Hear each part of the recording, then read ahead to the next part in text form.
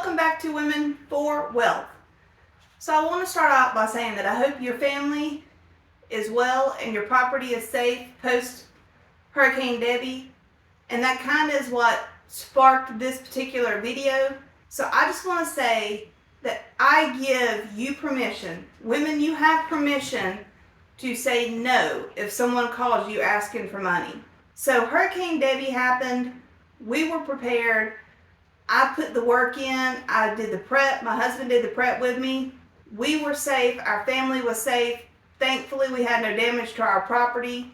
We just got debris that I've been picking up this morning. Nothing major, nothing serious. But we prepared and we were ready if something more serious had happened. And that's kind of where I'm at today. So you and I and everyone else who's done the hard work to prepare and have an emergency savings account will get the phone call from friends and family asking for money because they didn't do the preparation, they didn't do the hard work, and then all of a sudden, you know, they're in crisis, they're in poverty, and they need your help. They don't need your help. They need help, but they don't need your help. And it is okay to tell them no. It is okay, like I did, and say, you know what, I am sorry. I do a $0 budget. That means every dollar before it comes in already has somewhere to go.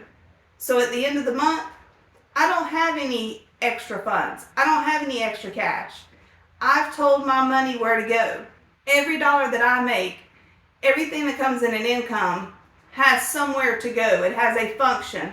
It has a job. Either it's paying bills, it is rebuilding an emergency fund if I had to use some for some reason, or investment, retirement planning, you know, whatever it is, buying assets, whatever it is, every dollar I make has a purpose, has a job, has something to do. I don't have disposable income to help prop up friends and family. Now, when I say friends and family, I'm excluding my immediate family. You know, Thomas and I have 4 kids. If one of the 4 kids called and said, hey, we really need some help, then I'm going to say, all right, we will help you. However, let's talk about your financial planning. Let's talk about what you're going to do to make sure you're not in this situation in the future, because I want my kids to be financially free. I want my kids to not have to have the burden of stress and anxiety and worry over money. I want my kids to be comfortable and calm and use money as a tool to build wealth. And so I'm going to do some of that training with them. Friends and family, I no longer do that for. I no longer give free budget assistance. I no longer give free financial advice, because it breaks my heart when they don't listen to me, they don't stick to the budget that I took my time to create, and then they call me up asking for money again. It's like, wait a minute. Time is our most valuable resource, period. Time is one thing that you cannot get more of. Once it's gone, it's gone. And so if I'm taking my time, which is very, very, very valuable, to help you, and then you don't listen to me, and then you come back and ask just for a handout, hey, I need more cash, I'm going to tell you no, and I'm not going to feel bad about it. And that's another thing, women. Do not fall for the guilt trip. Do not feel bad for telling someone no. You have a plan. You're living a wealthy life. You're going to make sure that your future generations are lined up for wealth. It is not your responsibility to financially take care of your friends or your extended family. Period. It's not your responsibility. Do not feel bad. Do not include and plan for propping up.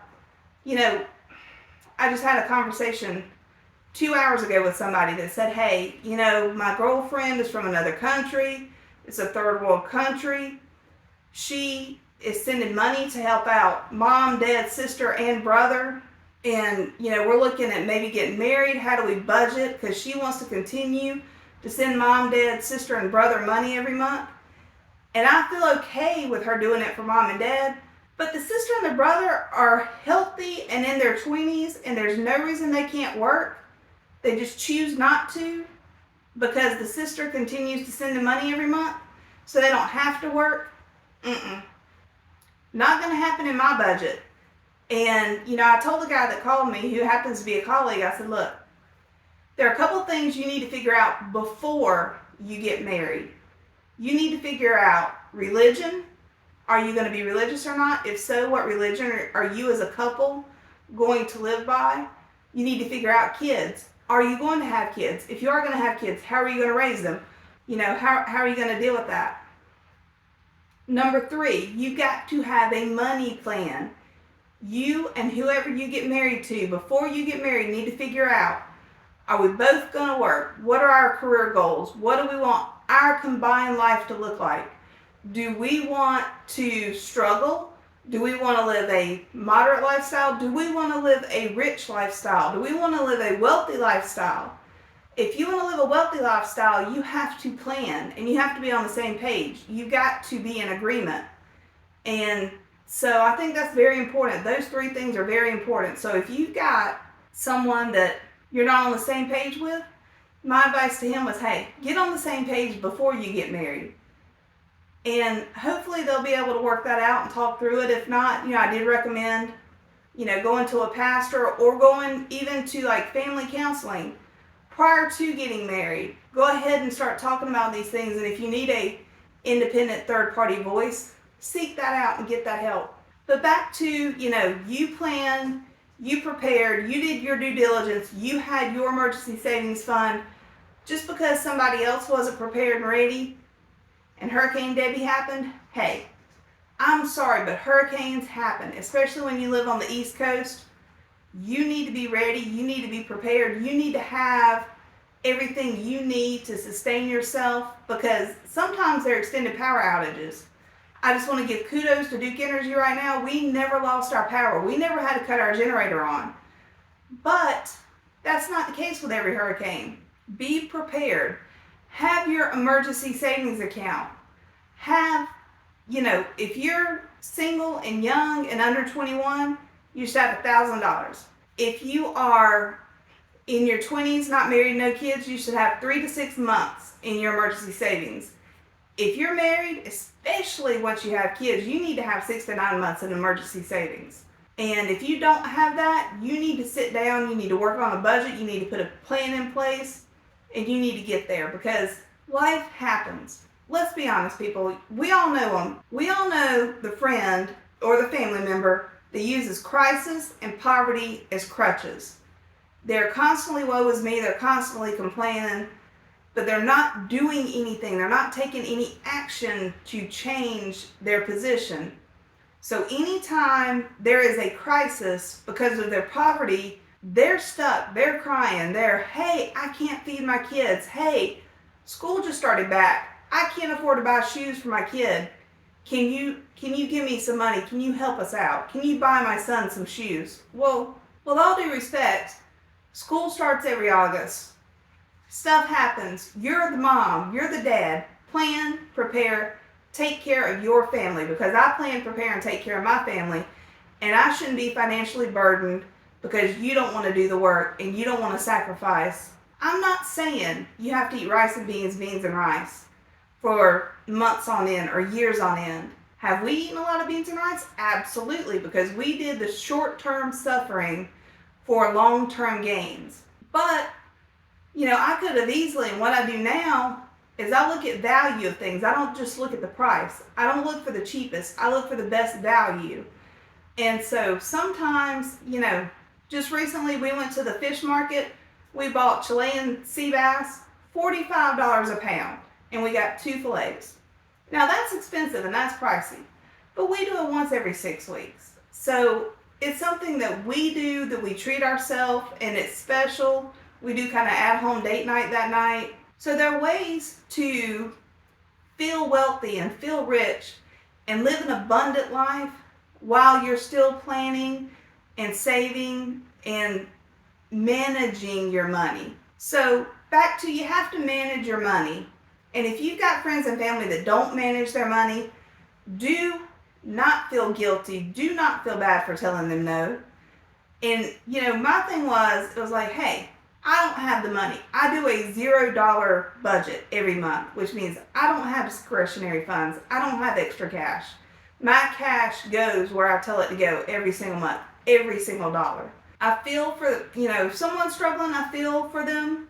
But I'm like, you've got FEMA, you've got state organizations, you got local churches. Oh my gosh, somebody listed the other day on like our community Facebook page, there were a dozen different places that someone could go to get food, cash for utilities or shelter, and blankets and clothing. There are a dozen places just in a 30-mile radius.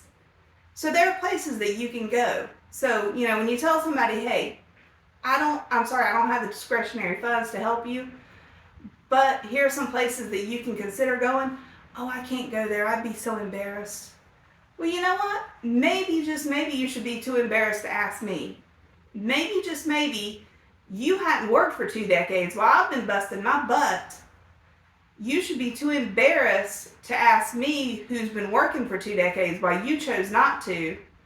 You should be too embarrassed to ask me for money. Maybe you should have been working during those 2 decades instead of saying, well, I'm a stay-at-home wife. Well, you know what? That's great.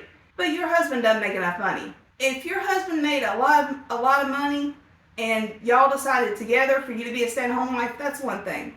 But when your husband is struggling to make the bills and you choose to be a stay-at-home wife, and then you don't have money to buy new shoes for your son to go back to school, there's a you problem. There's not a me problem. I worked. I made money to buy shoes for my kids for back to school. So why should I feel like I'm obligated to buy your son's shoes? I'm not. The main purpose of this video for me is to let women know it is okay. I'm telling you, I'm giving you permission to say no. You are responsible for yourself and your family. You are not responsible to take care of extended family or friends. It is not your responsibility to take care of them because they didn't do the hard work and they didn't prepare. It's okay. Tell them no. Don't feel bad. Don't feel guilty. Just say, you know what? I can't. I'm sorry. But here's some places that you can go to get help. And if they choose not to go there, that's not on you.